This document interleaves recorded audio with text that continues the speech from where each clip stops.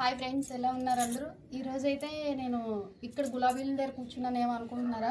ఇవాళైతే గులాబీ మొక్కల కోసం అయితే నేను కటింగ్, వాటి గ్రోతింగ్ ఎలాగో చెప్తానండి. చాలామంది అడుగుతున్నారు, అక్క అంత గుత్తులు గుత్తులు ఫ్లవర్స్ పూస్తున్నాయి కదా, మీరు ఏం ఫెర్టిలైజ్ ఇస్తున్నారు, తర్వాత కటింగ్ అది ఎలాగ ఏమని అడుగుతున్నారు. అందుకేనండి ఈరోజు ఈ వీడియో అయితే గులాబీ మొక్కల కోసం. గులాబీ మొక్కది ఫ్లవర్ కటింగ్ అయితే చేసేటప్పుడు మాత్రం బాగా చేసుకోవాలండి. ఎందుకంటారా, నేనైతే ఫ్లవరింగ్ తెంపను, మీకు అందరికీ తెలిసిందే కదా. ఏ మొక్కదైనా అలాగే ఉంచేస్తాను, నాకు చాలా ఇష్టం అలా ఉంచడం. అయితే అలాగే ఈ కలర్ది ఉంచిన తర్వాత ఈ కలర్లోకి వచ్చేస్తుంది అండి, మొత్తం వైట్ వచ్చేస్తుంది. అప్పుడు ఇవి కటింగ్ చేసుకుంటాను మొత్తం మొక్క అంతాను. ఎప్పుడైనా సరే ఫ్లవర్ కటింగ్ చేసేటప్పుడు మనం స్టార్టింగ్ ఇంతవరకు కట్ చేయకూడదండి, ఈ మాత్రమైనా కట్ చేసుకోవాలి. ఫ్లవర్ కటింగ్ మాత్రం ఫ్లవర్ ఎన్ని రోజులు కావాలంటే అన్ని రోజులు ఉంచుకున్న తర్వాత ఇంతవరకు కటింగ్ చేయాలండి. ఫ్లవర్ కటింగ్ ఇక్కడ వరకు కటింగ్ చేస్తే మళ్ళీ ఇక్కడ నుంచి మనకు అది బాగా చిగురులా వచ్చి, ఇవ్వండి ఈ మొక్క చూడండి చూపిస్తాను. నాకు ఈ మొక్క అంతా ఎప్పుడు రెడ్డిష్గానే ఉంటుంది. ఇలా ఉండడానికి రీజన్ అయితే మాత్రం అదేనండి. ఎన్ని రోజులు కావాలంటే అన్ని రోజులు నేను ఫ్లవర్ ఇలా ఉంచిస్తాను. ఉంచిన తర్వాత ఇంకా అది కలర్ ఫేడ్ అయిపోతుంది అనే టైంలో అప్పుడు కటింగ్ పెడతానండి. కటింగ్ పెట్టి దీనికైతే ఇంతవరకు కటింగ్ చేస్తాను.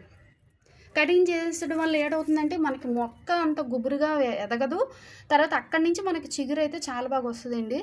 నాకైతే ఈ రోజు ప్లాంట్కి మాత్రం నేను నర్సరీ అతను అయితే అడిగాను, చాలా టిప్స్ ఇట్లా అడిగాను. అతను చెప్పిన రీజన్ అయితే, ఎందుకంటే వాళ్ళ దగ్గర ఇంత చిన్న కవర్లో ఉండే చాలా పెద్ద పెద్ద ఫ్లవర్స్ పూస్తాయి కదా, అందువల్ల అతను అడిగితే అతనైతే ఇవే చెప్పారండి. తర్వాత ఇంకోటి ఏంటంటే, మనం గులాబీ మొక్క కొనేటప్పుడు ఏదో కలర్ నచ్చిందని అవి నచ్చి తీసుకుంటాం, కానీ అలా కాదండి. దాని ఎంపిక అయితే కరెక్ట్గా చేసుకోవాలేదండి. ఈ స్టెమ్ అనేది ఇది చాలా లావుగా స్ట్రాంగ్గా ఉండాలి. అలాంటి మొక్కలు అయితే మనం తీసుకోవాలండి. తీసుకుంటే ఆ ప్లాంట్ మనకి ఎప్పటికీ ఉంటుంది. చాలామంది అంటారు, ఇంటికి తెచ్చిన తర్వాత కొన్ని రోజులు ఉండే మొక్కలు ఏంటి నిద్రపోతున్నాయి అంటారు. మెయిన్ అయితే రీజన్ అదేనండి. ఎందుకంటే అంటు కట్టిన వెంటనే వాళ్ళు అమ్మేస్తారు, అది మన ఇంటికి వచ్చిన తర్వాత అయితే బ్రతకదు.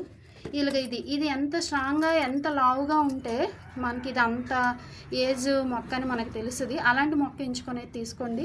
నేను తీసుకుని రెండు కూడా అలాగే ఎంచి తీసుకున్నాను, రెండు కూడా చాలా బాగుంటాయండి. ఇవ్వండి ఈ స్టెమ్ చూడండి, దీన్ని కూడా అలాగే ఉంటుంది, కొంచెం చాలా స్ట్రాంగ్గా ఉంటాయి అన్నమాట. ఇలాంటివి ఎంచుకొని మనం ఎప్పుడైనా గులాబీ మొక్కలు తీసుకోవాలి. తీసుకుంటే మాత్రం మొక్కలు బాగుంటాయి, చాలా గ్రోతింగ్ వస్తుంది. అది చెప్పాను కదా, దీని కటింగ్ అయితే అలాగా అంతవరకు అయితే కట్ చేసుకోవాలండి. ఇవ్వండి నేనైతే అంతే కట్ చేసుకుంటాను. ఇక్కడ వరకు తీసుకొని, ఇవ్వండి ఇక్కడ వరకు తీసుకుంటాను. దీన్ని తీసుకొని అక్కడి నుంచే కటింగ్ పెట్టుకుంటాను.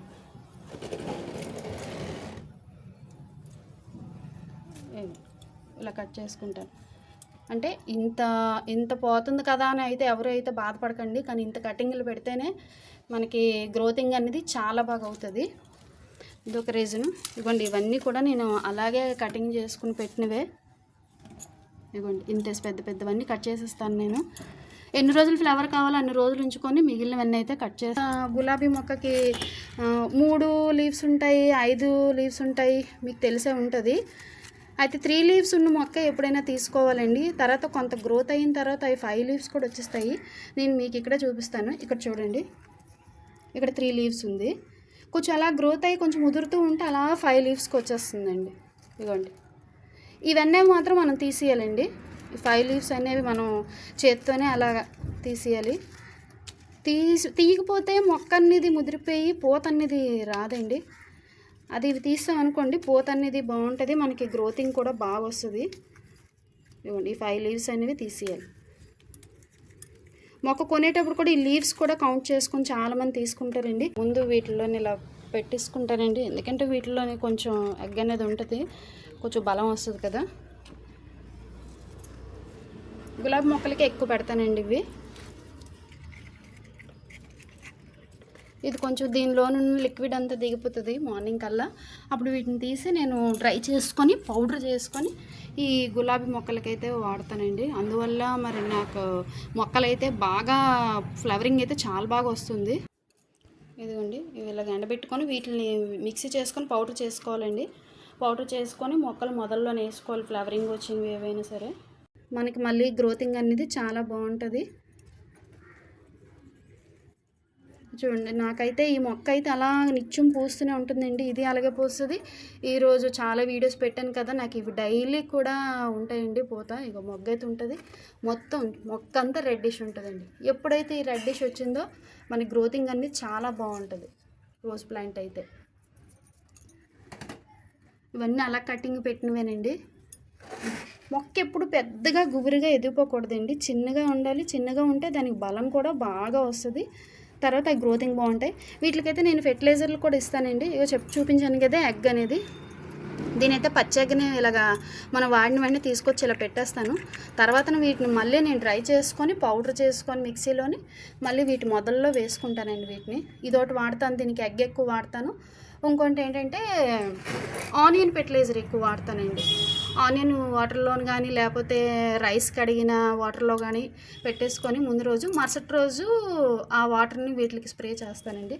ఈ రెండు అయితే నేను ఈ మొక్కలకి బాగా వాడుతున్నాను.